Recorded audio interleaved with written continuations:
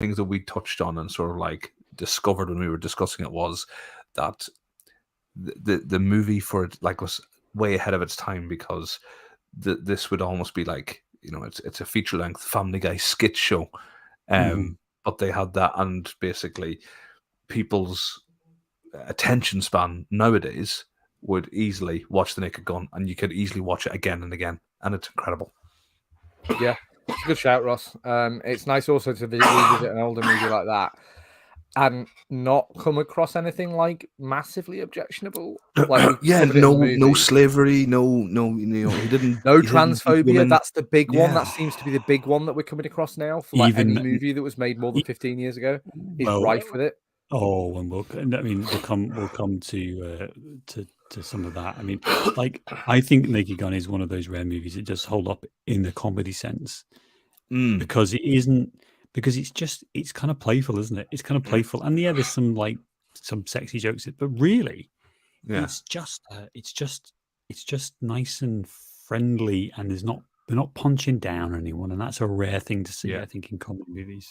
Especially in a movie, especially in sort of starring comedy O.J. Simpson. It's a laugh track. Especially for that.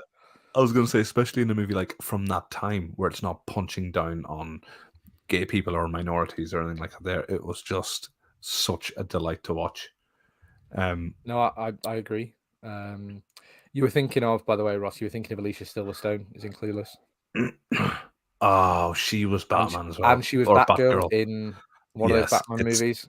It's her I detest, yes. And there's a reason her career didn't go anywhere, to be honest. And it's probably because she wasn't a terribly great actress. Reese Witherspoon is a fantastic actress. So I'll check it out. Yeah, I'll check it out.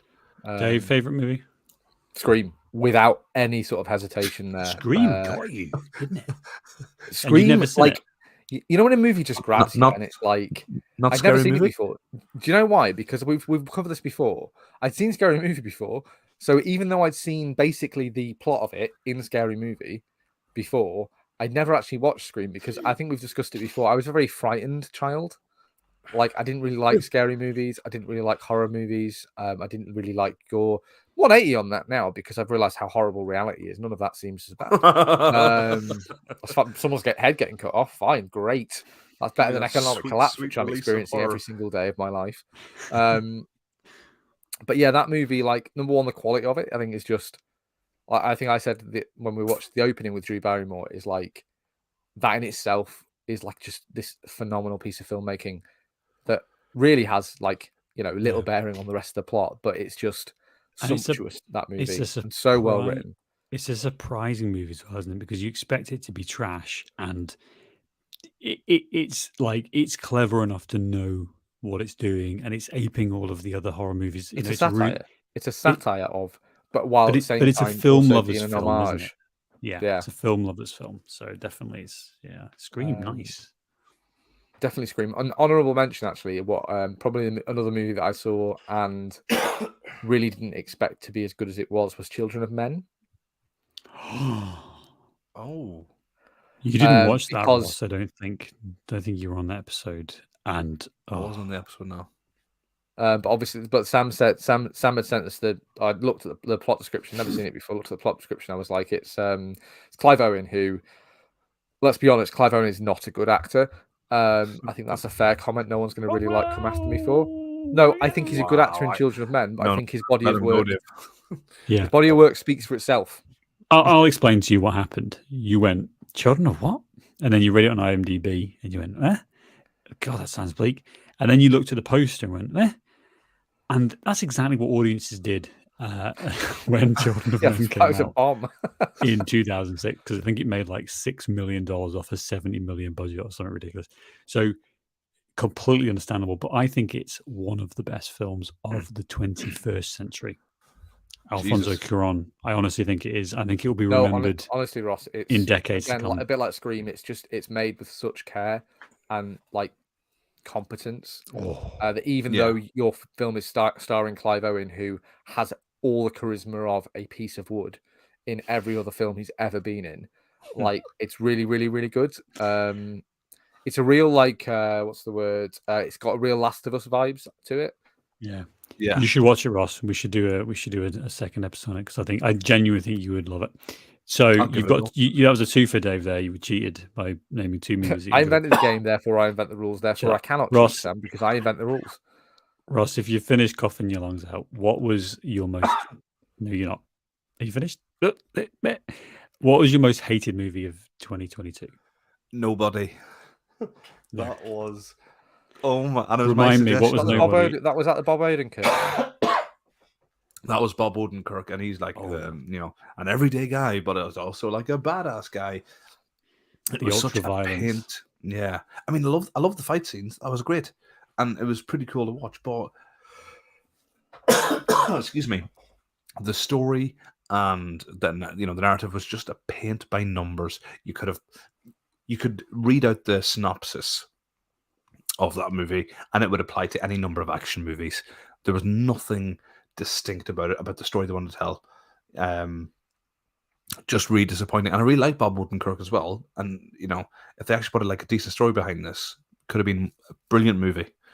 But yeah, just disappointing. It was a good nuts and bolts movie, wasn't it? Like the actual bits. I liked whole parts of competent. it. Yeah. The actual plot of it was just this guy really misses killing people. Basically, was how the plot wound up. Was like he's got this wonderful life. He's out of it. But do you know what he really misses? Like torturing guys to death. He really fucking misses killing people.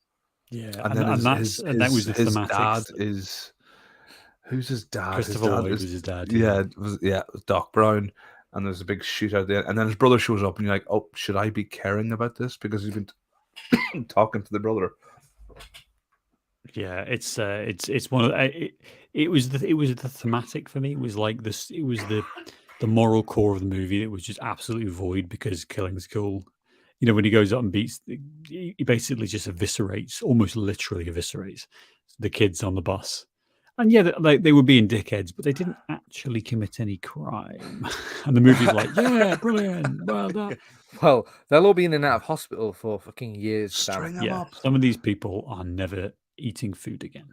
Like that's the and that would be fine, wouldn't it? That would be fine. We watch and enjoy movies where that happens. That would be fine if the movie was kind of aware of it and it kind of played into the tone of the movie. But it's kind of like half of a Liam Neeson taken movie where he's like, where are my family? Well, I've got to protect my family. And half of it's also like just incomprehensible. And again, just underwritten maybe. Mm-hmm. Dave, most hated. I really, really, really hated the Da Vinci Code. I dithered on this decision. I dithered on this decision because initially I was going to say Twilight, but then when I thought about it, actually, Twilight was way better than I thought it was going to be. Not that it was good, but it was way better than I thought it was going to be. Whereas the Da Vinci Code, I was kind of on the opposite side, where I was expecting it to be a little bit more engaging than it was, and it wasn't. Da Vinci Code is like it doesn't pass the boring rule, does it? It's like you're bored. You kind of just bored, and you're in that state of like, well, okay, but then it gets in and out of consciousness. Whoa, and then it gets a bit baffling. And then it gets a bit baffling, and you're like, okay, what the? And then it just all stops because we'll have another cathedral scene where we have exposition and talk about the fucking V shapes and all this shit. Like compared to Twilight, which is just kind of like, there's an idea there at least that they're going for, but maybe don't meet. The rule that I was sort of applying was what was a movie that was a bad watch, which Twilight gets right in there, but was also sort of like a negative discussion around it. Like you just wanted to we weren't laughing about how bad nobody was, but we were laughing and in stitches about how terrible Twilight was, but we weren't and we were also in stitches about how terrible Da Vinci Code was. So that's why I didn't put Da Vinci Code in there, but nobody hit that both ticks. Bad watch. We needed to vent. Do you know what it was when I was reading through it? Because nobody, I kind of saw that and just discarded it immediately as and that you are right, Ross, that actually makes it worse than Da Vinci Code because it's just so forgettable. Yeah, I think I picked the Da Vinci Code though because I really resented the 3 hours it forced me to watch it for. 3 Whereas hours. At Least Nobody, I think, was like 90 minutes. Yeah, 3 hours could be an hour and a half, couldn't it? I'm gonna finish this off with just the film that just the bile and the vitriol that resulted was There's Something About Mary, which like was one of those movies I thought was, it's just like a kind of crappy rom-com thing, and I didn't know anything about it, and we went in, and you know what? Just how fucking objectionable that movie is from so many points. I mean, there's every fucking ism you can imagine, every phobia you can fucking imagine that they pepper into this. It's a movie, Sam, about how if you stalk a woman and lie to her and manipulate her, then she'll love you. Yeah. Which is like all movies in the 90s, in fairness. But you are right; it kind of comes to this like perfect peak of being rewarded for being like predatory, and it's like, while at the same time, like you said, being incredibly homophobic and racist. And you've got what's his isn't there like a disabled character in it as Lee well? Evans pretending to be disabled. No, but there's like isn't someone who's like mentally like, Mary's brother. Yeah, no, the brother has got a disability, like in the canon of the movie, but the actor, I suppose, is pretending. Yeah, and then it's a Farrelly Brothers fucking mess, and then the bit that I just the bit that I just can't get past it is the fucking ejaculate in the hair, this hair gel. But I believe I'm just this is the episode that delivered us Dave's thesis, though, Sam. Is the episode where I think he brought it together.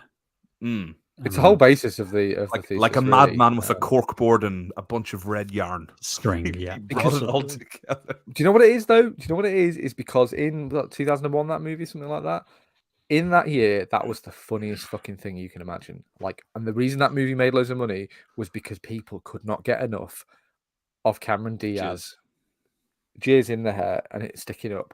That was the absolute pinnacle of comedy at the time. And I find that really hilarious from like looking back now. I'm like, is that funny? I imagine it's, you remember like TV, like Bo Selector on TV? Yeah.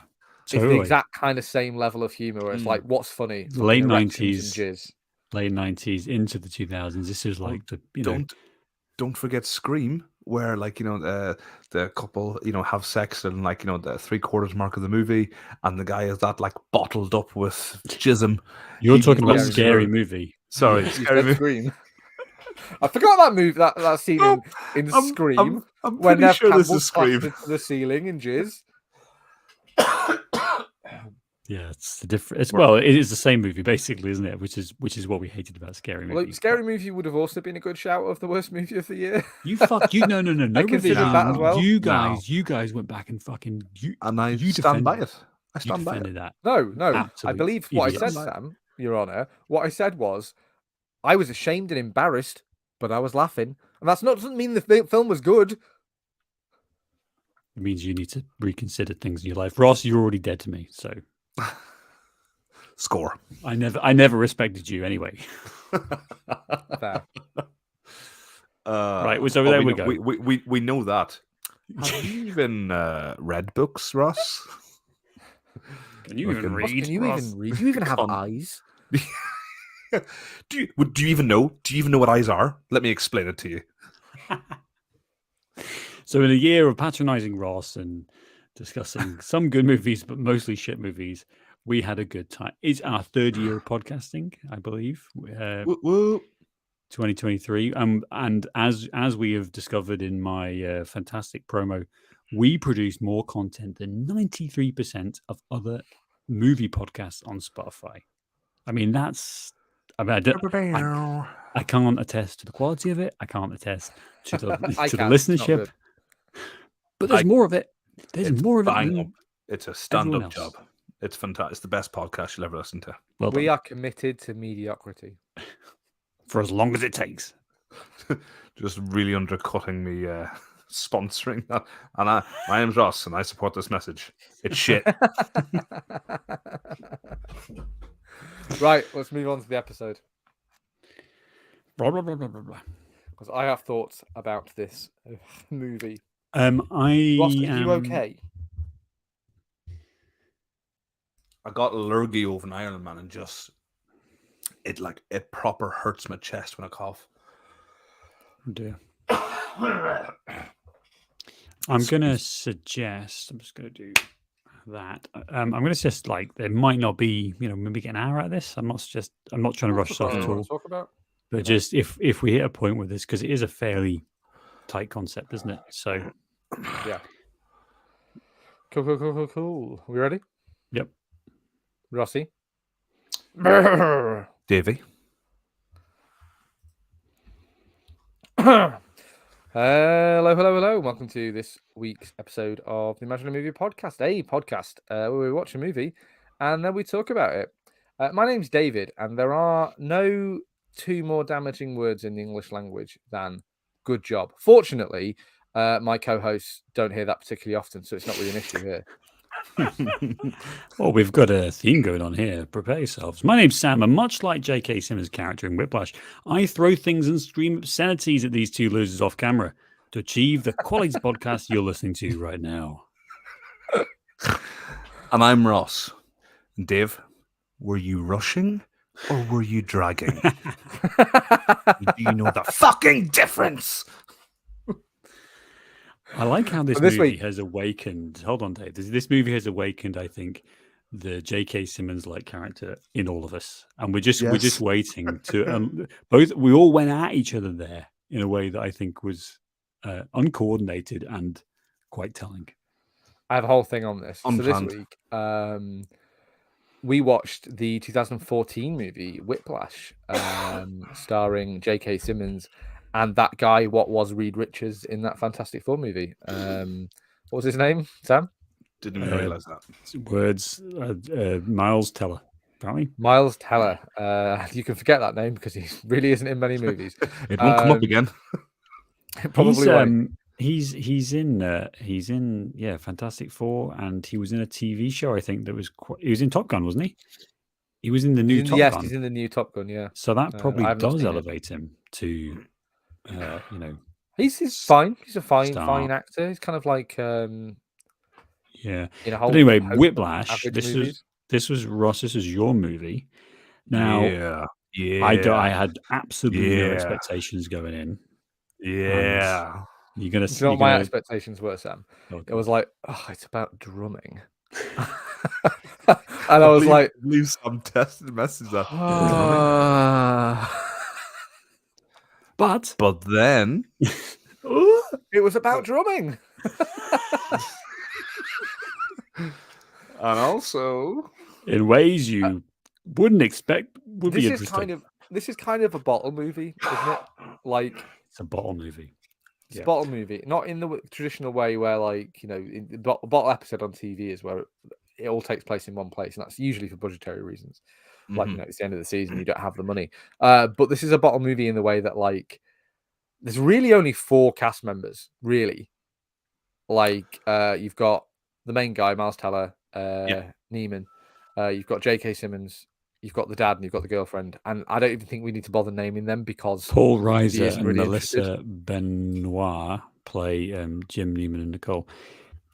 I think a bottle movies. Sometimes I've called it like a universe movie where you're just thrust into. That's a misleading title.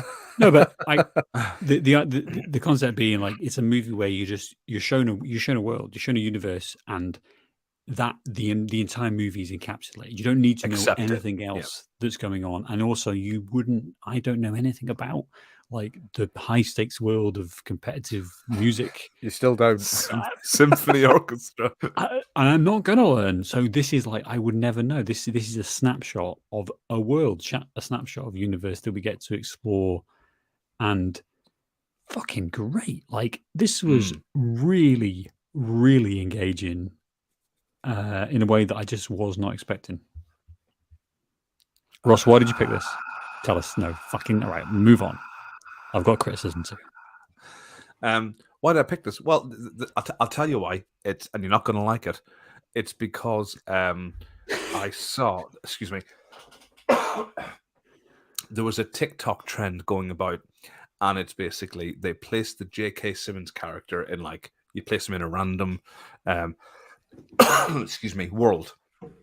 And in one case it would be like it was in this case it was in the Batman Arkham Asylum world, and it's basically J.K. Simmons, and it's that point where it's that scene where the guy loses the folder and he goes, and I swear to God, one more time, and he's like takes the folder, give me that, and then someone superimposes like the Riddler trophy like in front of the.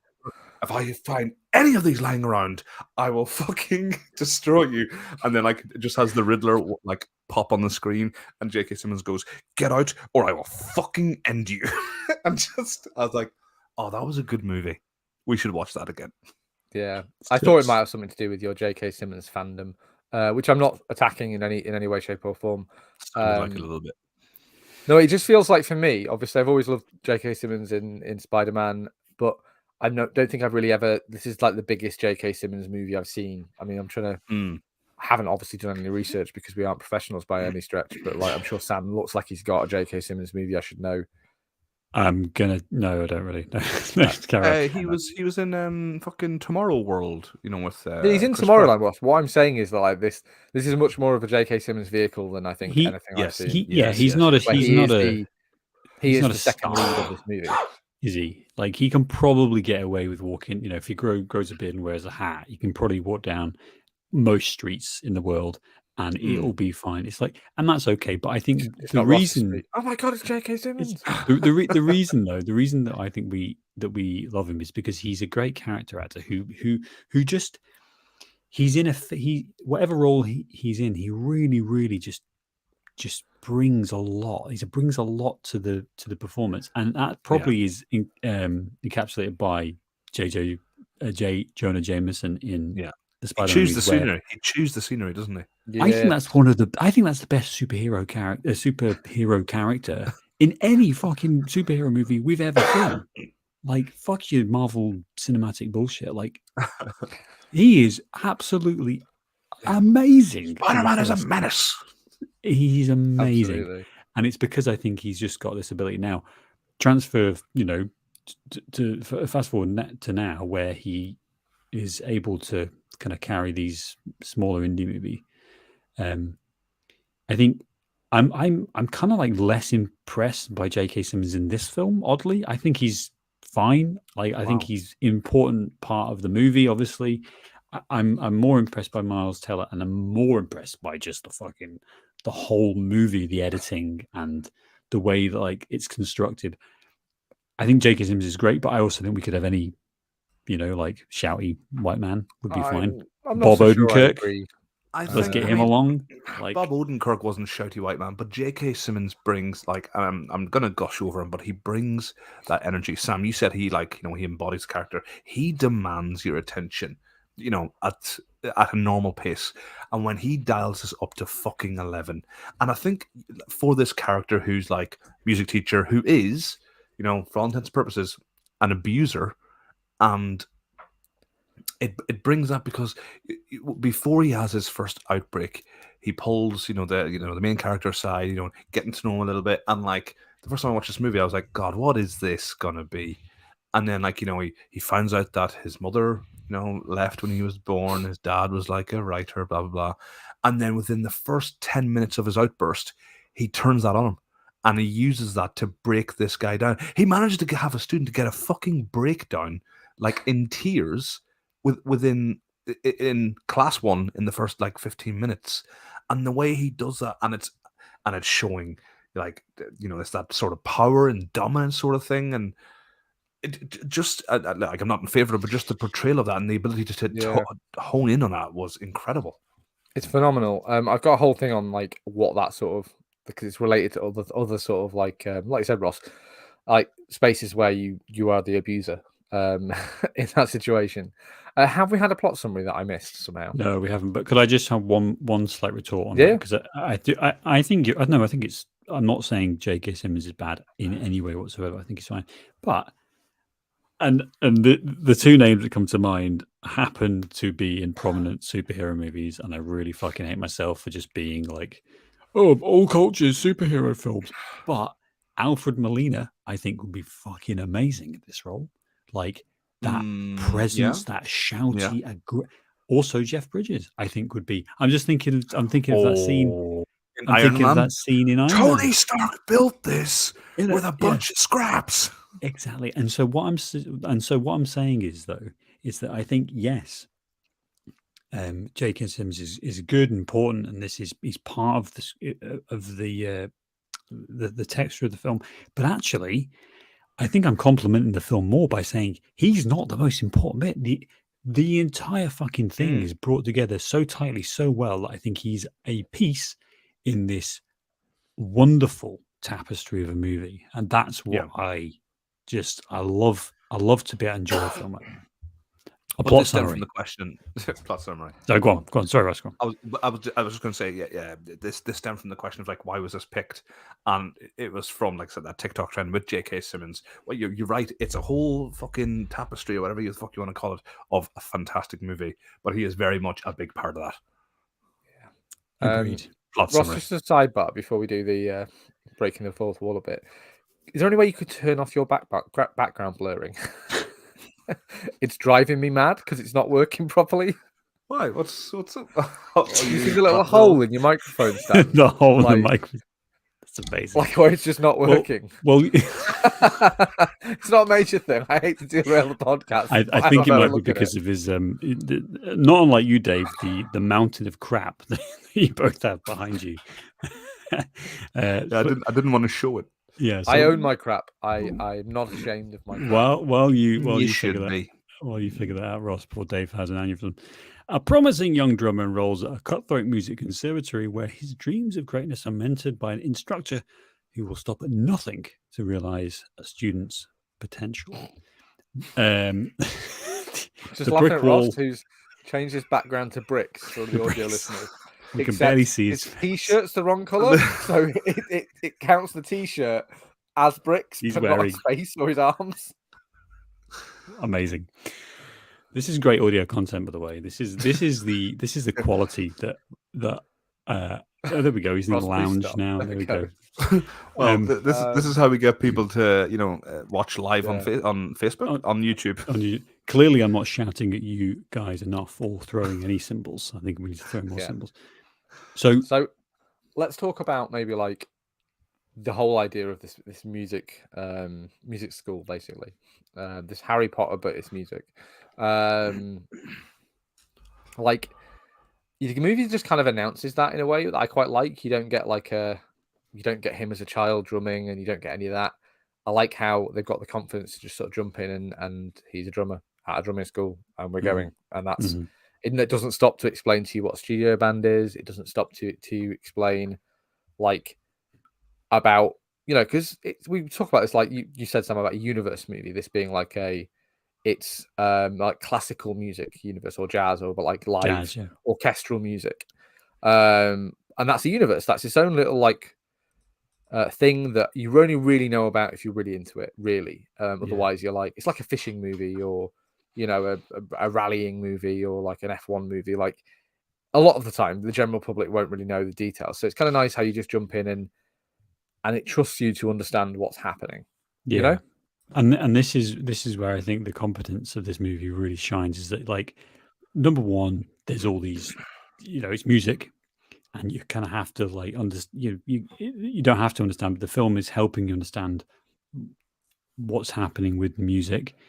But also, there's lots of jargon, and the film is just throwing it out there, but you don't need to know anything about it because it's not like having to. We don't get any Margot Robbie in a bath scenes to say, and now musical notation lesson. This is a double clef. Blah blah blah blah blah. This is how you read music. Yeah, it's not. And I was worried. I was worried when we started watching this because I am like, nothing. I think you've played the guitar in the past, Sam. Like, I don't think you have any musical talent to speak of, Ross. So I think you can sit the fuck down. I can play the triangle. I can play the spoons. Right, that's your typical. Actually, Ross, I challenge you to watch a YouTube video of someone playing the spoons and then tell me you can play the spoons. But like, I not only don't know much about, can't play any instruments, but like I don't really understand sheet music, and so a lot of that in another movie would be a bit like, oh, I'm gonna have to sit and be told about how music works, and the movie doesn't do that. It's kind of like, this is the music, and that's how it is. And it's like great, fantastic. I can just enjoy the plot of this incredibly abusive relationship. It's not critical to be able to read music or understand like the connotations, because you understand what's going on via context. It could be a physics lab. It could be a dance studio. It could be anything. Like, and that's where I think the beauty of this is that it's about the relationships, isn't it? And it's about like the abuse. It's about the fun. But the fact it's about music also, I think, is like it doesn't matter. You are right, Sam. This could be like anything. This could be a football team, and he wants to be the best quarterback he can possibly be, and it literally be the same film, except the fact that it's about drumming and like percussion being that like rhythmic percussive beat that runs throughout this movie. And like we talk quite a lot about scores and how they're kind of like certain big scores that and certain things. I'm sure Sam's got something on classical music, which I can't remember the name of in a minute, but like it's so important because that they use that to like make you feel things in a way that I think if you strip the music out of this movie and watched it, it'd probably be quite boring. But like, when J.K. Simmons is screaming at him in the practice room, like you've got that beats happening, and when he's playing and he looks like he's about to pass out because it's 2 a.m. and they're playing for 16 hours or whatever. Like the fact that you've got those like increasingly fast percussive beats, I think stresses you out like as a viewer, but in a good way. It puts you on edge. It's clever. Like I think I said when I was watching this, like this movie in parts is more intense than like Saving Private Ryan or any fucking war movie you could possibly name. Like it really does, and that is because of the music in it. Yeah, that's a really good point, because the drumming is inconsequential in a lot of ways, because it's about this, the dynamic of these characters, but also it's central. I think it's also because you don't know really what's going on. When he's sitting there in the and he's got three of them. He's got the three drummers, and he's basically telling one by one they have to do cycle through them, to get to maintain the beat.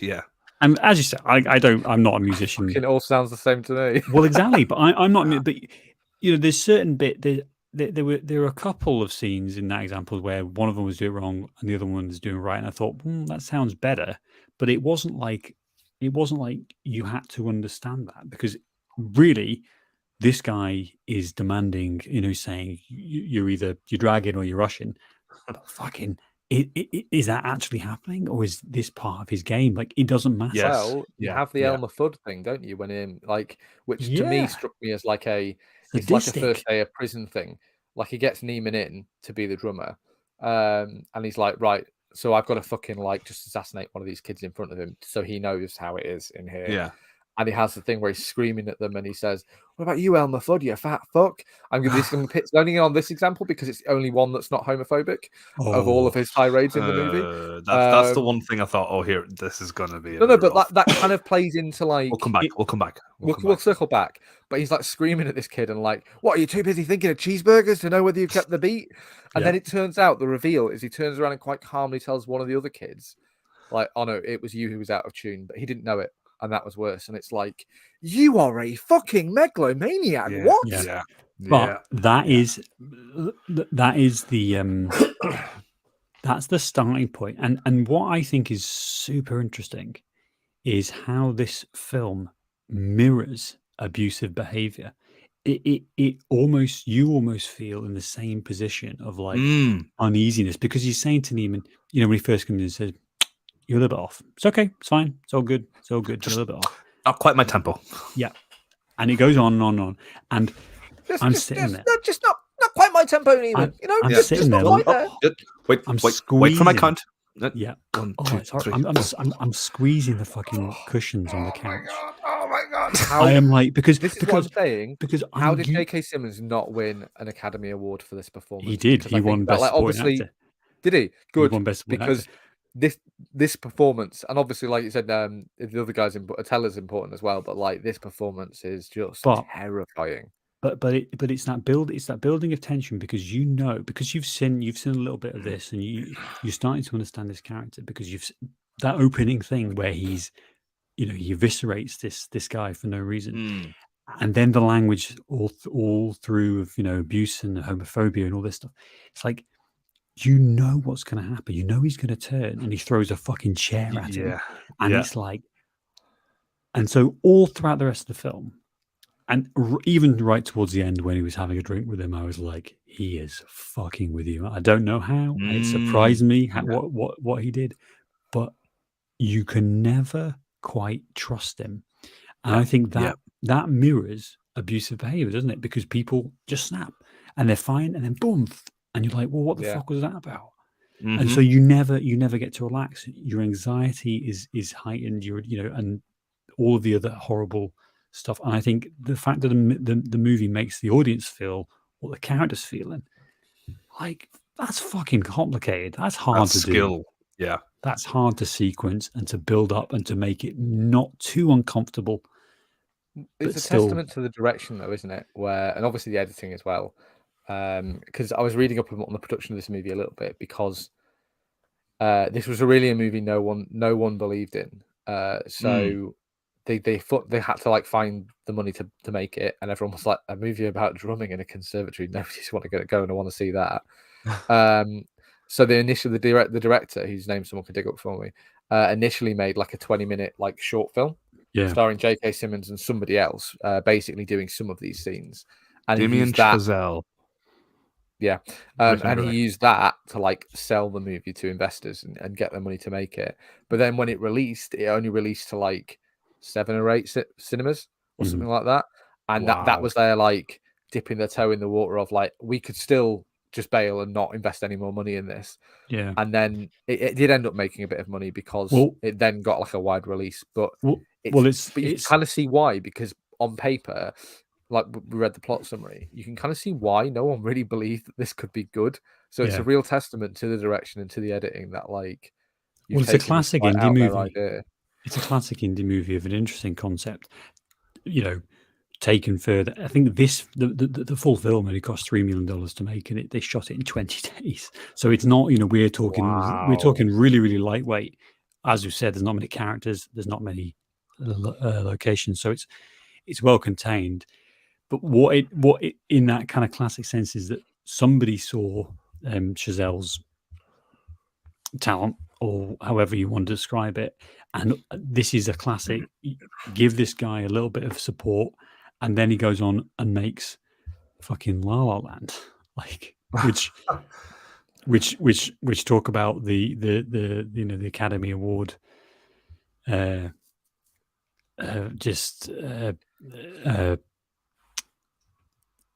We won Best Director, I think for that, and nominated for 14 Academy Awards. Swept a lot of the Oscars that year. I've not actually seen it. So we should watch it. I would like to watch it. So that's where we're like, that's where I think these indie movies act as like a test bed for these creative directors. And so when you see, and he also did First Man as well, which is a Neil Armstrong movie, which was okay, fine. But you see it, and you see like the potential of these writer directors, and I think this is like a great, because it is a concept within itself, and because you can just go and enjoy it, and you've got J.K. Simmons, but also other talented actors. You end up with just such a sense of this person's style, like it just drips. It drips with intentionality, and they know what they're doing. And I think we've mentioned the editing. The editing is key to this, because it snaps around all the time. I just think like, this is what indie movies should be like. This is what all indie movies should be like. We should get more like this. We should watch more films like this. I mean, not just fucking Marvel movies, for Christ's sake. Being self-critical as well. Yeah, I think you're a bit mean. We don't watch that many Marvel movies yet. Stay tuned for podcast 2023. Sam certainly doesn't watch me. But yeah, I mean, you mentioned the editing, Sam. I think that's one of the key strengths of this. Like, it snaps around. It's incredibly well put together. So much so that I remember, like, at the end of the movie, like the first time I watched it, I was like, "Oh, we're done," because it feels like you're halfway through. And you could take that as negative, but I just took it as like it take you on this such incredible journey, and you're waiting for the lull. You know what I mean? The slow point for it to build back up again, and you never have that. You're always like, oh, what's happening now? What's going on with this dude's life now? And just the Sorry, the low point. No, not the low point. The lull is what I'm saying. Like the lull in the movie itself, you know, where it just it's a standstill, you know, due to poor what I'm editing. saying is that lull, Ross, is like that, but it happens really late. It's before that final act. It's after his car crash, when he basically gets J.K. Simmons fired. That's like the all the air's let out of the movie, which obviously is just to blindside you with like the absolutely best villain turn ever in a movie that we get at the end. Where he has I think J.K. Simmons, like this character, is just such a well-written and understandable villain. Like everyone's met people like this, like fucking total like armchair Hitlers, who just like have their own little corner of the world. Everything exists for their edification. And then Teller takes something away from him. He takes this away from him, and he's like, has the genial drink with him. And you're like you said, Sam, you're like, this doesn't seem right. This all the things that we know about this guy. This seems that guy's going to betray you. Yeah, exactly. But I didn't really see it coming. I thought the end was going to be a really nice, like, they part ways on the street sort of thing, as equals. You know, like he comes, he plays really well in the thing, and the guy's like, "I was right about you. You could do it the whole time." You're all right, kid. Jump in the air, and we freeze frame. And that really gets to the point of like this movie, and I love movies where we can talk about thematics. I love it. So rare. The theme of I think what's the theme of this movie? I think the theme of this movie is power.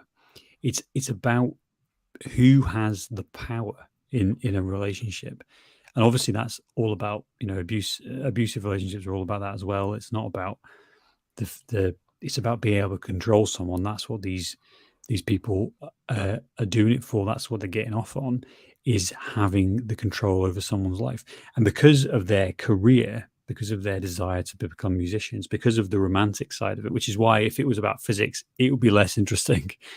Yeah, but you can see it being about basketball.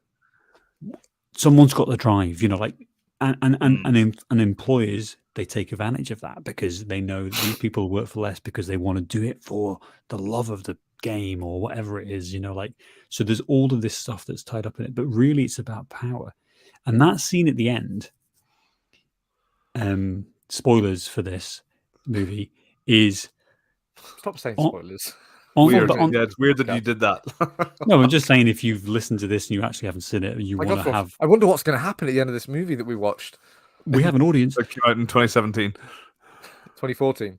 But the bit at the end is about the demonstration of power on stage in front of an audience, and it's almost like the bit where he gets tricked into not knowing what the first song is, which is a great fucking turn, as you say, Dave. But then he walks off, he gives his dad a hug, and he comes back, and he basically takes control. He has the power in that movement because he knows that if he leaves it now, character, there's no coming back.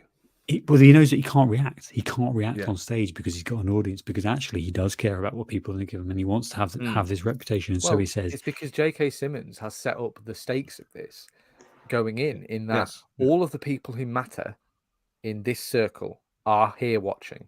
If you're good, they'll remember. If you're bad, they'll also fucking remember." So he knows that this is going to be the first song. He knows that Teller's not going to know which is confusing actually, because isn't like the other kid called Teller? And that's the actor's name, Miles Teller. Neiman is the no. But the other drummer in the band, I think, is also called Teller. Anyway, it doesn't matter. Possibly, it doesn't matter. Tanner. It's Tanner. called, yeah. Anyway, but he goes out on stage, and the first song he knows, he's just going to look like a rank amateur. And so it's not just J.K. Simmons wanting to embarrass this guy in front of thousands of people, which he's doing, and like tear him down, and really probably in the back of his mind thinking, maybe this one to kill himself too. That'll really vindicate me. But like also he knows that this is going to kill this kid's future. Like this is going to like destroy his future. So it's such a, and the little shit-eating grin, and the fact that he, and this is just where the movie is just, he comes past and goes, "You think I didn't know it was you, you little shit?" And then with enough time for Neiman to realize that he doesn't have the music before it starts, for him to announce and for it to unfold, and we, the audience, get to experience that. And it's like, oh my god, what's he done? Captivating. It's fantastic. It's such, and like it's probably like incredibly obvious, but that harkens back as well, like to like the scene in the bar you had before that, where he's telling Neiman about the story about like how Miles Davis, how like his mentor, like he went up and played, and he played incredibly poorly, and his mentor like threw a cymbal at his head, and then and he's like, but if he didn't throw that cymbal, I mean, no one would have heard of Miles. If everyone said, yeah, good job, kid, it was Charlie really good. Parker, yeah, Charlie, sorry, thank you. And you can tell like it might have been like overtly obvious to you guys, but like I was like, oh, he thinks he's doing this for number one. He wants the revenge, like you were just pointing out, Dave. But he also has that way of sort of recusing himself because he's like, well, I'm actually doing this guy a favor because if I tell him he's doing a good job, it's no good. So I need to absolutely ridicule him in front of his peers, and he'll thank me for it. But he's also talking about himself, isn't he? About the speech in the bar where he says the two most damaging words in the English language are "good job." This whole thing, and this is like it really seems like a prison army sort of thing. Anything where you're like stuck with a group of people, and there has to be a pecking order. This guy's obviously in charge, and he's got this whole like worldview where he's like the best way to get a good, to make people better is to basically like haze them in the army or fucking like beat the shit out of them in prison or all these things, and it's to like absolutely just tear people down and force them to be better. And it's like you can see that he believes it, while at the same time I think that's the one messy thing about the movie actually. At the very end, where you have him coming in being like, "Oh my god, this is the best drumming I've ever heard," and I was like, "Well, it sounds exactly like the drumming from earlier," but where he's like, you see J.K. Simmons be like, "Right now, I'm invested, I'm involved." And I'm like, yeah, can we? Would you forgive him and come round that quickly? No. That's the one misstep, but I don't want to sort of hold on. Let's save a discussion to the end because I think there's so much to wrap up. We've got to get there first because you're talking about Dave. Like his attitude and the way that this guy's worldview basically influences how everyone else is involved. When they walk in at the start and they're all just sitting there silent, looking ahead, absolutely motionless because they're terrified. And then when someone makes a mistake, they start having a go at each other, and they're the other drummer is a complete cunt to fucking don't touch my drums. All of the and. I love how the film like it shows the poison that this guy leaves in Neiman, because when he goes back to the family dinner, they're being I'm glad you brought this up. I was going to mention this, but he basically says like, "Well, you're a bunch of fucking losers. I'm going to be a great," and he says this to the girlfriend, "I'm going to be a great, and I don't have time for you. I don't have time for you." And he goes from being this like nervous, awkward kid, affable sort of guy, asking this girl out and all this, like he's turning into J.K. Simmons' character. He's being poisoned by this corrupted, and so before that's why I don't want to talk the end just yet, because I think we've got to get through all this stuff because if you don't have that journey of him becoming part of him becoming corrupted, him becoming part of the problem. And if he was successful, he would go on and teach his students like that. Continue the cycle. Yeah. That's crazy that the film manages to capture that in a way that's so concise, I think. I didn't really take that from that. I do this all the time. I don't mean to directly challenge you. Don't forget it, because you have that scene as well, like Sam mentioned the girls, but you have that thing then where he goes home, like it's at a point where he's really like frustrated with the band, and he goes home and he has dinner with his dad and his cousins and stuff, and basically like there was this scene where like his aunt goes, "Oh, what's going on with you?" And he's like, "Oh, I'm actually first chair now." And then his cousins come in and they're all like varsity football jocks or whatever, like, "Oh, I made the team," and blah, blah. "Oh, that's wonderful," and they just like overlook him, and he just fucking has enough, and he's basically like, "Oh, and what are you going to do in 5 years? No one's going to remember you. I'm gonna be like, I will be the number one drummer," and like the arrogance that washed over, and you can see that. And Sam, you mentioned this last night, and like I can't believe like I didn't notice it before, but like the effect it has as well on the relationship between Neiman and his dad, and like you can see as well, like the dad is so like. I want to take the dad out for a beer. In there and stand up for his son. Number one, like. He's a pretty good dad, as movie dads go, but he needs to get in there and tell his brother. He's an exceptional dad.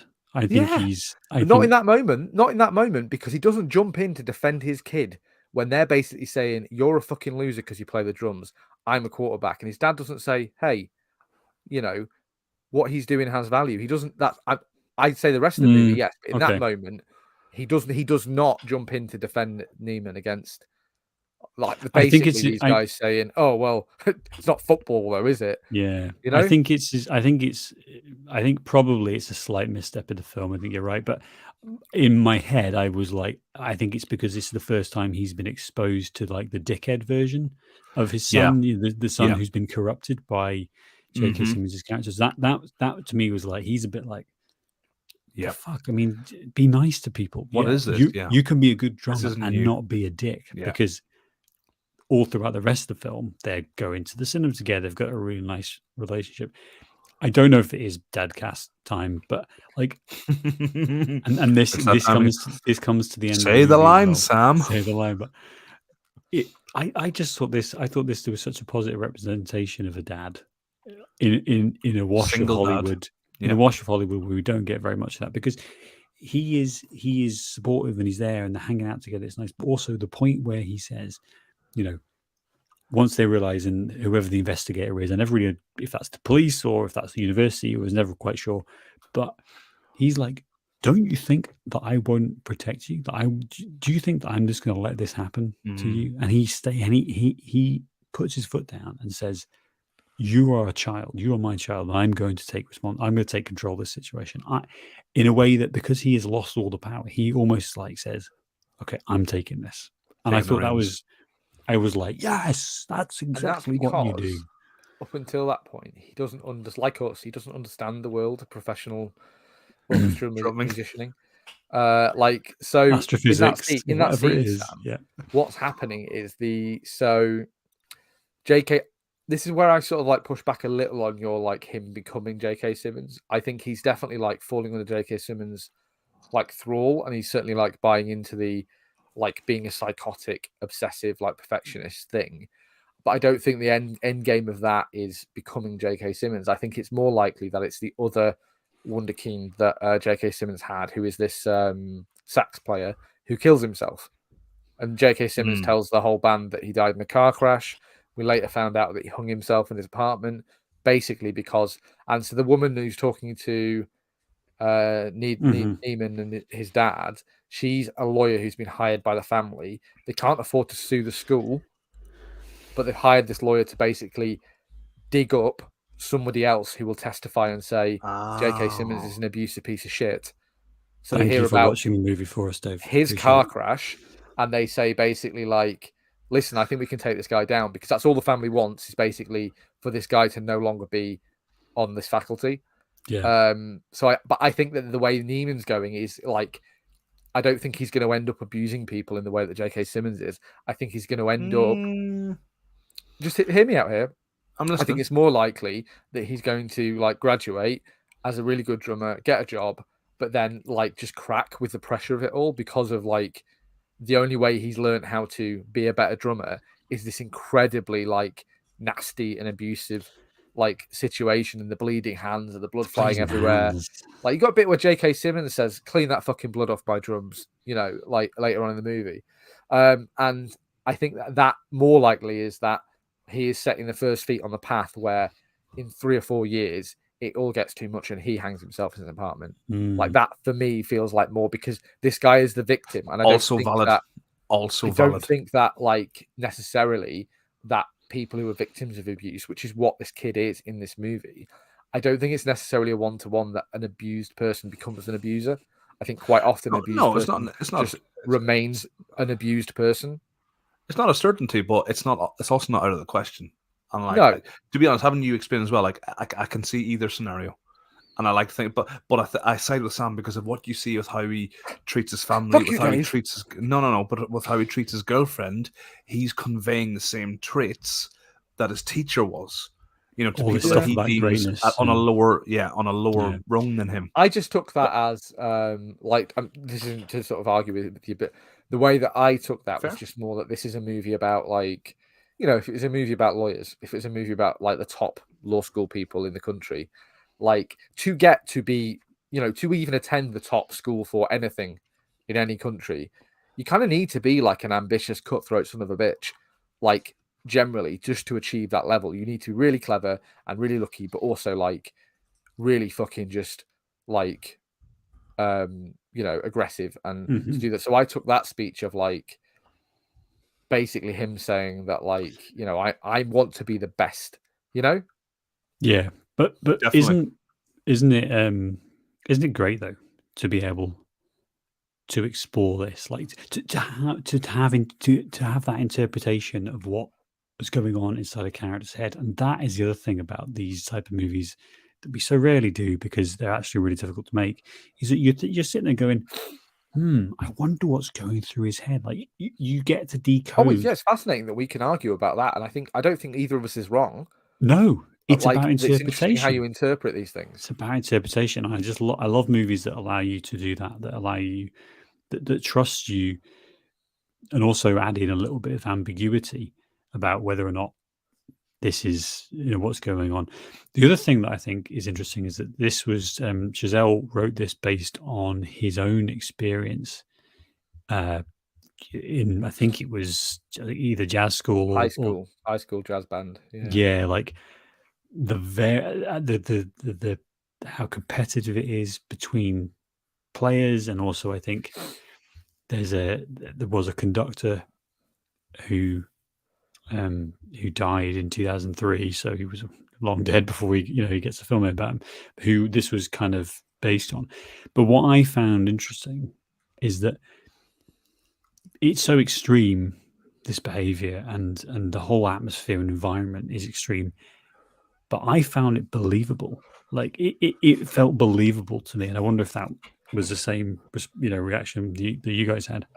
Yeah, believable in that people like this exist. And I was saying about like these situations being really competitive, and we were talking about election earlier, but like I think it's a similar thing, especially in academia and in music and stuff, and even in sport. Like you're saying about this movie could be the same movie if this guy was a college quarterback. It would be it could be more or less the same movie, because I think that like that misguided sort of like shouty, aggressive, like I'm gonna have to break you down and build you up, and then force you to be the best by, basically being an abusive piece of shit and throwing chairs at you and all of this stuff. Is just really prevalent in real life. So like the way that a lot of this, like everyone's got a good story in them, and obviously Chazelle's made several movies, but this is like the movie which was their high school experience, and so a lot of it comes from truth in that competitive environment. And I bet that, especially with the American like college system being what it is, like stuff like this is incredibly competitive. Like they have competitive spelling bees, which I bet are exactly as stressful and horrible as they make this look. Yeah. And so I really do believe that like the attitudes of everyone in the movie and the different characters, and even like Tanner, the main drummer in the start of it, and like his treatment of Neiman is like everyone's got a big ego. Everyone thinks they're the best. Everyone wants to win, and like survive. that is drummed into them from the minute they start doing this path. Nice. So I think it's very believable, Sam, because when you have that first outbreak where he lobs the fucking chair at him, and I'm sure there's like so many people who'd go, "Oh, if that was me, if I was in that classroom, I would have got up and like swung it back at him." And the fact that this guy just took it, because that's exactly what you would do. Like when this guy is literally the key to your future. He can has all the power right now. Literally, power. Do you know what I mean? By all means, you'll want to get up and just absolutely like tiger uppercut this guy right under that fucking jaw. And as someone who has no interest in being a drummer, or if someone did that to me, or when he's screaming in his face, like, yeah, you just fucking punch him in the face. That's what you would do. You would just clock him and say, "Well, there we fucking go then." Like you would react. But that's because I don't give a shit if I get kicked out of drumming school. Like fuck it. It's like I don't know that you would though. What you probably do is be afraid, like this guy is. Yeah. Someone threw a chair at me. In any situation, my first instinct would not be, I hate to just out myself as like a, you'd be like, what just happened? Loser. What the fuck, but bro? Like, my first instinct would not be to like attack this guy. I would be like, what the fuck is this lunatic Assess doing? what This just is not a happened, safe environment. Yeah. And then I would be like, but like you said, if you were but then this guy holds the key to your future. This is everything you want.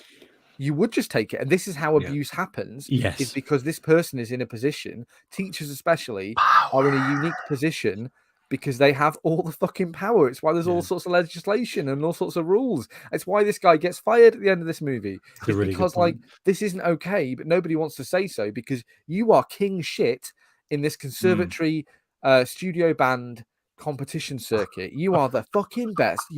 Your shit don't stink, right? So they let you get away with it. Until it comes to the papers, until there's a lawyer threatening the school, you let them get away with it because you want this fucking guy because he is the best. And we talk about all the time in movies, don't we? We talk about the stakes, and this is like until we get the reveal about the guy killing himself. But really, this is in theory standard. Absolutely the lowest stakes possible because who gives a fuck about fucking the north the eastern Demon seaboard.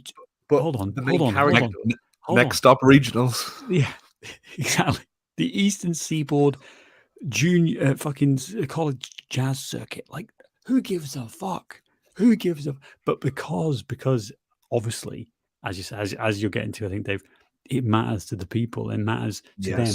It matters to us as an audience. And that, again, is just a fucking genius of this film of making me give a fuck about drumming. Like, we want to win. We want to win. We want to win the football trophy. We want to win the baseball game at the end of the season. We want to win the cheerleading competition. It doesn't matter. I'm one of the top 3 podcasters on this podcast, is what I'm saying.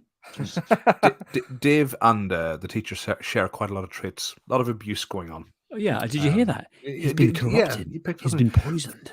Fuck you, Sam. Your biggest fucking, ambition is to sit on the couch. And then someone goes, yeah, I guess it is. Yeah, sorry.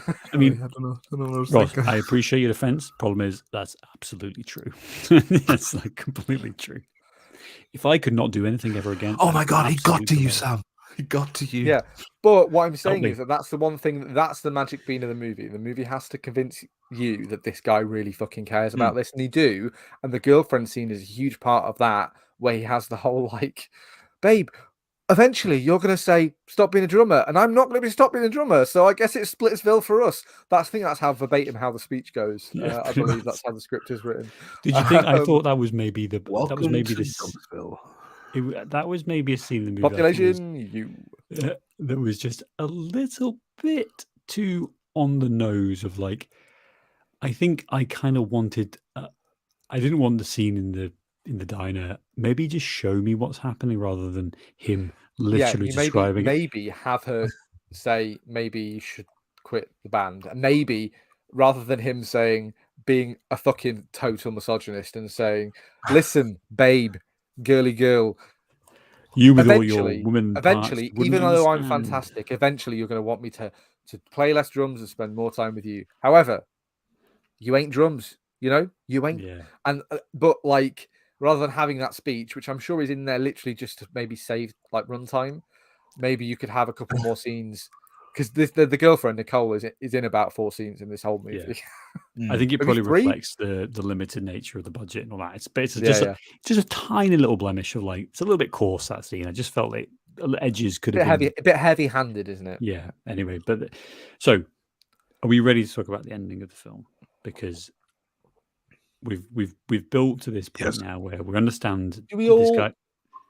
Just before we do we all agree that the J.K. Simmons character is leading to this, is like quite an understandable villain as well? Yes. I know we've talked about understanding why Neiman's doing the things he's doing, but do we understand what J.K. Simmons wants? We never get his background. We get a little bit of an insight where he's nice to the little girl, and you're like, so you can be a human being. Okay.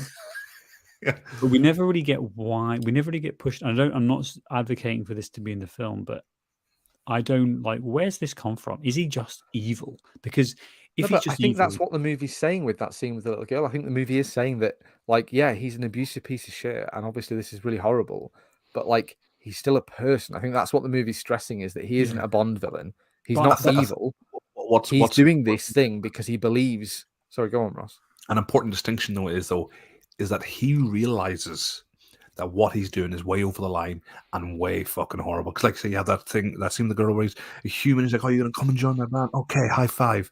He knows that he's been an absolute piece of shit, because if he didn't care about them, it was all about the power for him, he wouldn't have taken Neiman to a side and be like, "Oh, so what's going on?" and learn about his parents. He learned about his parents to maneuver that against him.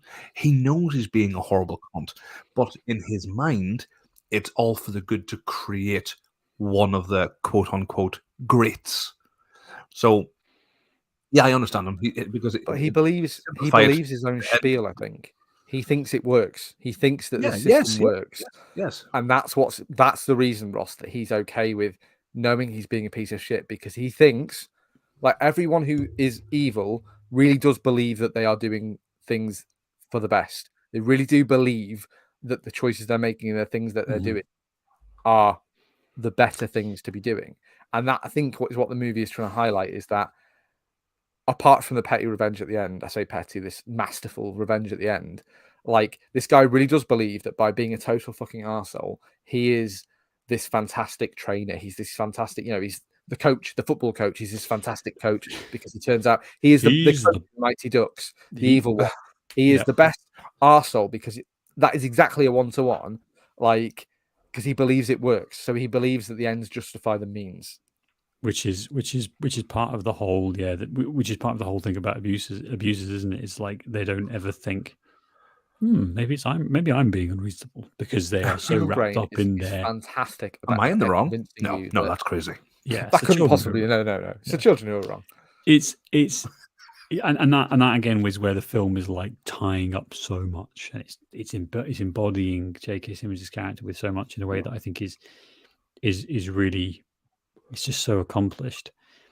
But the end of the movie, either, I think you could argue both ways. Either I think it reinforces the message of the rest of the film, of J.K. Simmons' character, which is that abuse works and that's creates greats, or you could say it pulls its punch because it's scared. Now I'll set this up because I didn't articulate very well, but right at the end of the film, he's doing the drumming. He's taken over. He has the power on stage. Right? He's doing professional drum moves. Then he's doing it. I mean, it's a fucking torturous 2 minutes, because I fucking hate drum solos. I mean, good Lord, enough. It's horrific. But anyway, the film's like into it. It's all, he's doing his great drum solo. He's having a good time. He's owning it. And then what happens is J.K. Simmons starts to realize what's going on, and he sees how good Neiman is. Actually, he has actually fucking and what I read it as is that J.K. Simmons sees that basically his abuse has worked, and that at the end of the movie, he's unlocked, because of the horrible things, the way he acts. He's unlocked Neiman, who has finally done what he needs to do to be a great. And then you guys can have your say in a second. But one of the very last shots of the movie is J.K. Simmons' eyes. You can't see his mouth, and he's obviously smiling. And Neiman is like feeding off the smile. Like, the end of the movie for me is Neiman going, is Neiman getting the smile that he wanted, the approval that he wanted all along, because he's sitting there, he's going, yes, come on, more. He's like, hey, and he's saying, I'll count you in. And they are working together and they're creating good music or whatever. But to me, it was like, I just go back to the dad who as soon as he saw what happened, ran backstage, was there with him, hugged him, and said, it's okay. And the kid doesn't want that. He doesn't want that father figure. He wants the abusive father figure, because he smiles at him in the end. And that's what the entire fucking movie is about. It's about that smile, about Neiman going, there, that's what I want. And I don't know what I think about that.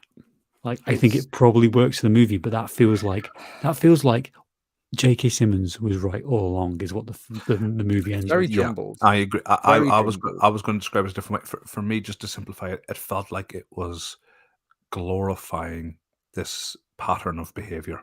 Yep. And like you said, Sam, and as Dave said, like that the ends justified the means, because they were able to, in the end, to create, the 21st century great drummer.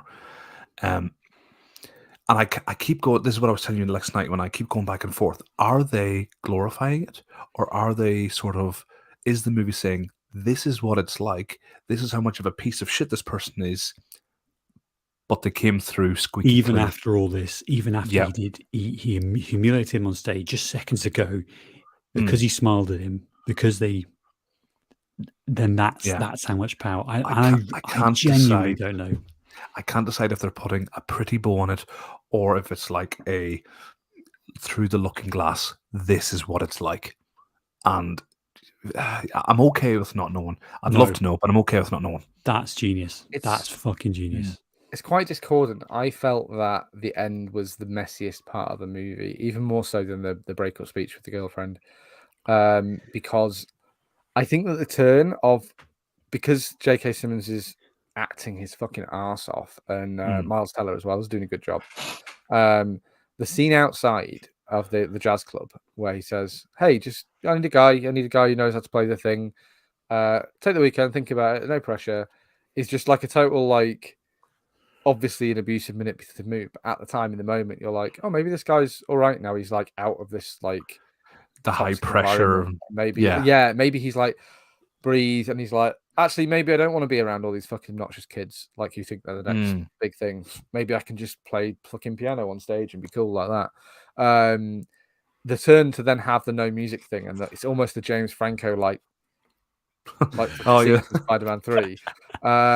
Like, it's a real, and the line of like, "You think I fucking didn't know? You think I didn't fucking know it was you little shit," and all of that, I think is I'm J.K. fucking Simmons. Exactly, absolutely fucking perfect. And the smile he's got when he's introducing the song as well, and you can see him, he almost starts to like laugh when he says the name of the song, and you can see Neiman be like, all of that I think is phenomenally perfect. Even when he goes off stage, even when he throws his coat off and comes back and starts playing, I was like, what it is for me discordant, the reason it's discordant is because I didn't really take it being like Neiman going back because he wants his abusive dad or whatever. What I took it as of like, he goes back because he needs to prove something to himself that he can do it. And it's a bit messy because they want the big drum solo at the end, which goes on for about 3 minutes too long, I should say. It's so long. And he introduces, "Oh, I'll count you in as such and such." What I really hated about it, and the reason it's discordant, is because there's no fucking way that J.K. Simmons pats himself on the back and says, "This is my doing," in that moment. I think that he could maybe convince himself after the fact, but in the moment he starts conducting, he's like, "Oh, my beautiful boy, you're such an amazing drummer." Sidebar, like, he literally is in front of him, like, "Oh, yes, oh, my beautiful boy." But what I'm saying is, the reason it's discordant is because why would you've brought this kid here to literally, like, it's a Bond villain-esque scheme to destroy his future. Like, that's what you brought him here to do, is to wreck his entire future in professional drum, like orchestral drum playing. And then he plays some really nice bits on the drum, and suddenly you're like floating on air with all the music tones, and you're like totally taken in by a drum solo. And it's like the one where the magic beam breaks down of like, actually drumming isn't that great by itself. And it's just a bit, and I don't know what the message of the end of the movie is. I don't necessarily disagree with you guys, but I don't know what the message is about, like, the dynamic of this, like, horrible abusive relationship that the two of them have. See, I think when you said that he wants to come on stage to prove himself that he can do it, that's what I thought was going to happen.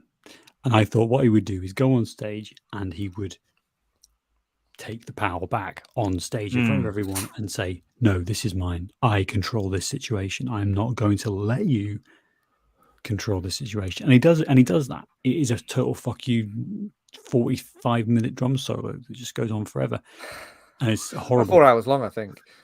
And then the problem is after that point, it's the smile. It's the last kicker of the movie because he is owning it, and then all of a sudden they're collaborators and they work together to deliver this magnificent, awful drum solo. And it's like, I really wish it was like a saxophone player or something. Anyway, anything to not have to listen to this, but again, I don't think any of us are wrong. I think it's about interpretation. I'd love to have a chat with the director, Giselle, just for 30 seconds to say, did you mean for us to not get it? Like, we are supposed to go away with different ideas and go, is that right? Because in my heart, what I wanted was for him to come back on stage, to do a drum solo, and then just to throw a fucking stick at him, middle finger,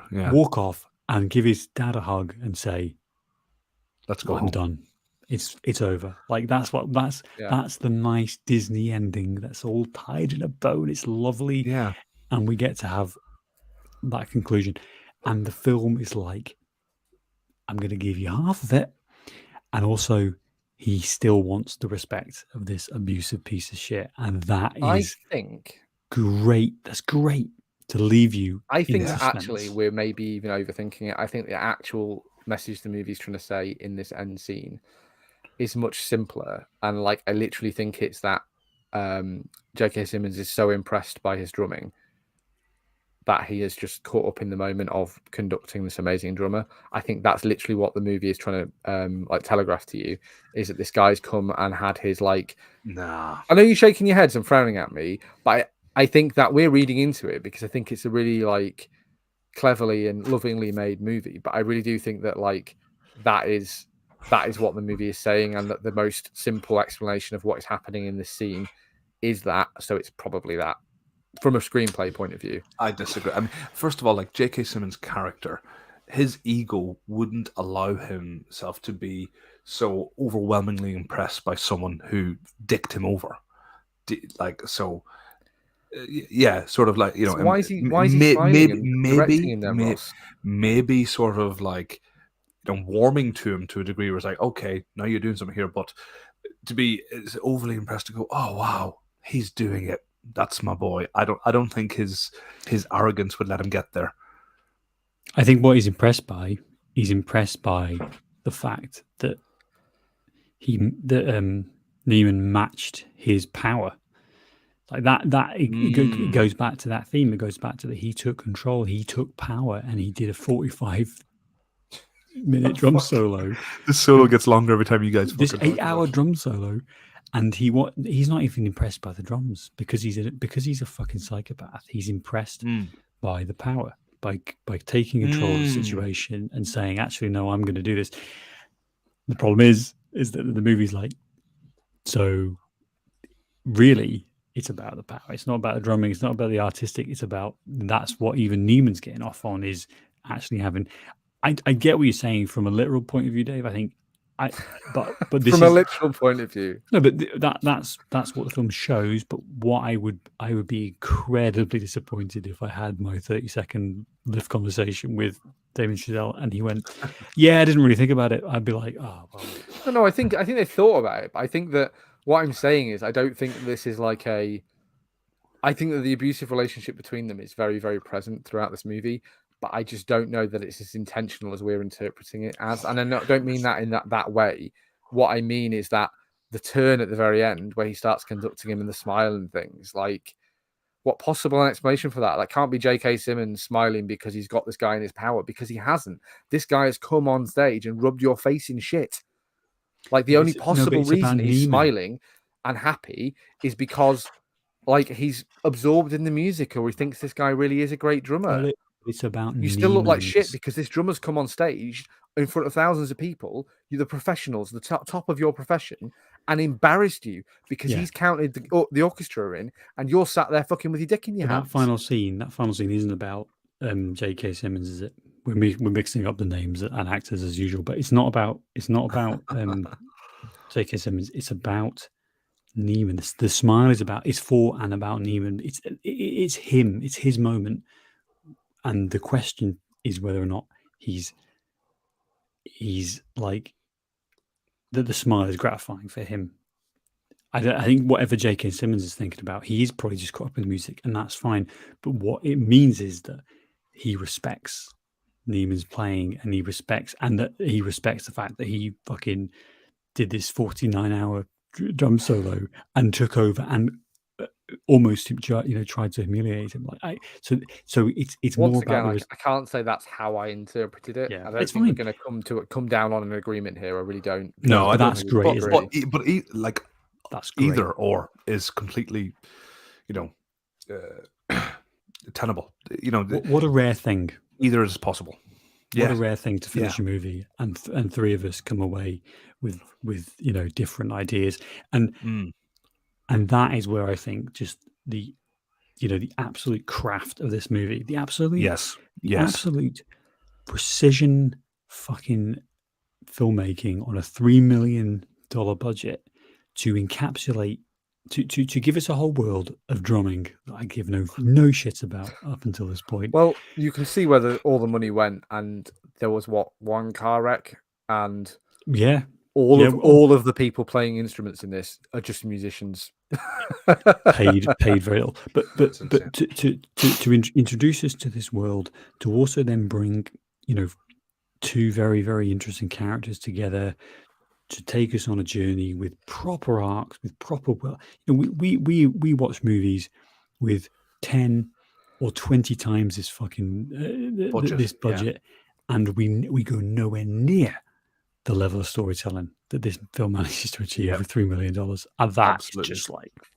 Well, as a rule, you can sometimes do having no money forces you to not have any special effects, forces you to not have any stars, forces you to not have like elaborate set pieces and car chases. So it forces you've then got to make your movie engaging in another way, which is where you write all these conversations and all of this rhetoric and all of this like nuance and the psychosis of every character in this movie.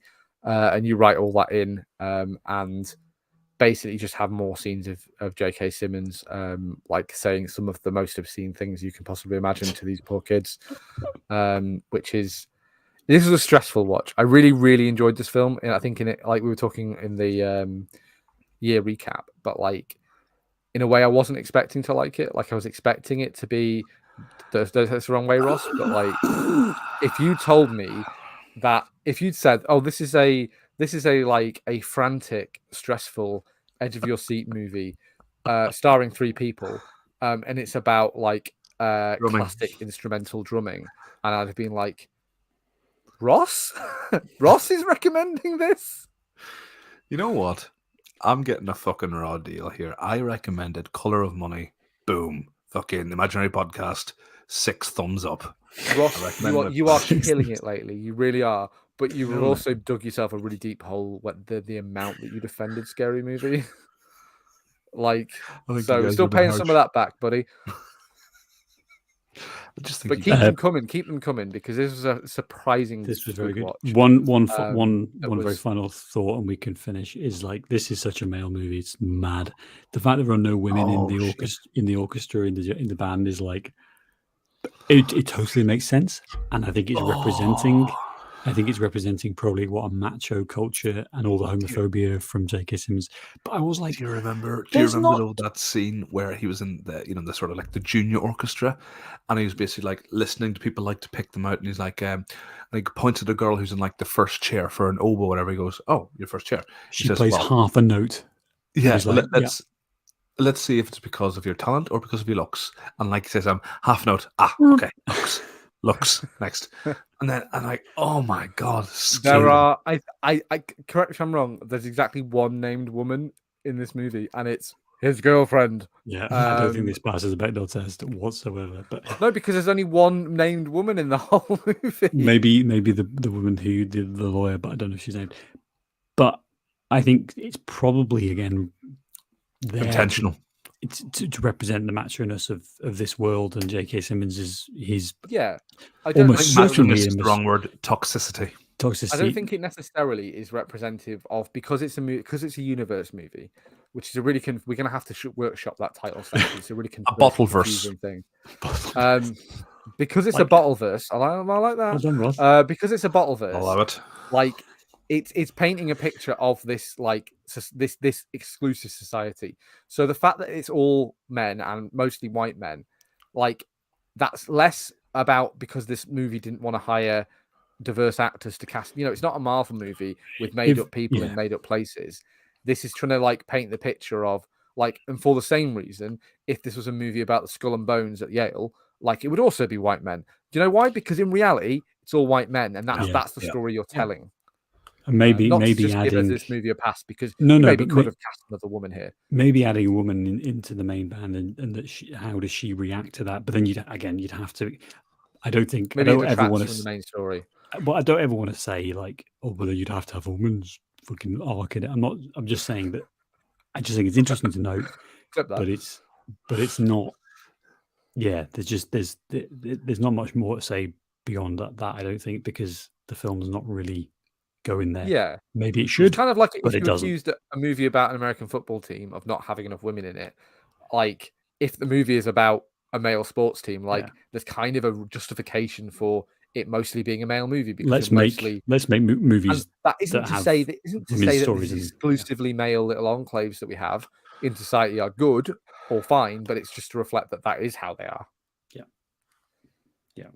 And it also would have got really mean. You've covered your bases there, boys. Well done. Well done. That's it. Neither of you are sexist. We've kept it going. So I think this is a 5-star movie from me.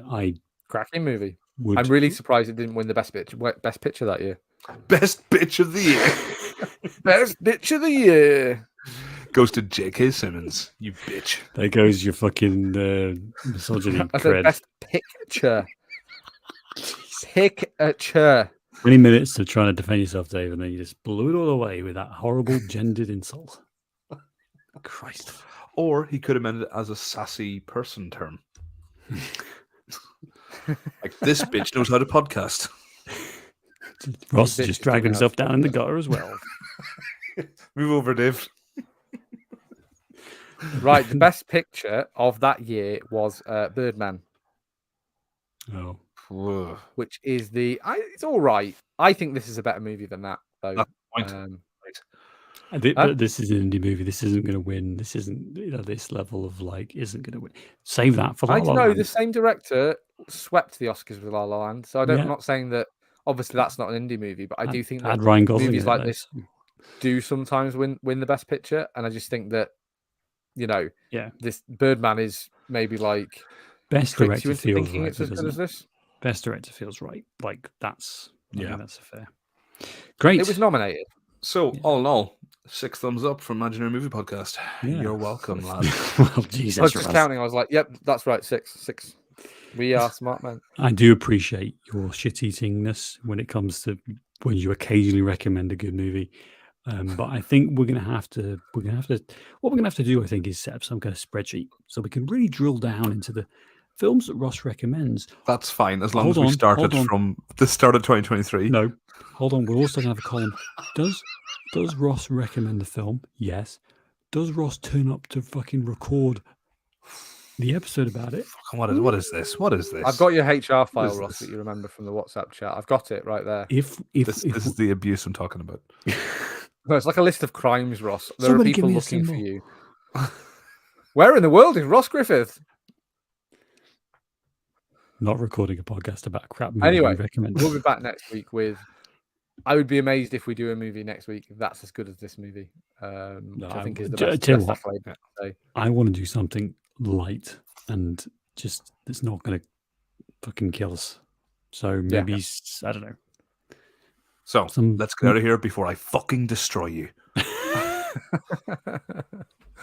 What's he say? I'm going to rip out your eyes and piss in the holes or something. Is that something J.K. Simmons says in this movie? That's just you. I think he literally does. Or is that something that Ross said to me? That's Dave's Tinder bio. Hey, that's what, right? It's funny I'm still single. Yeah. Right.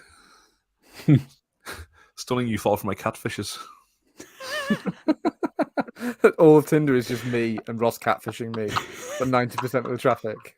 It's full-time job. Ross doesn't have a job. His kids, his wife and child are starving. Oh, his profiles he has to make up. Well done. Right. Bye-bye. I'm hitting stop.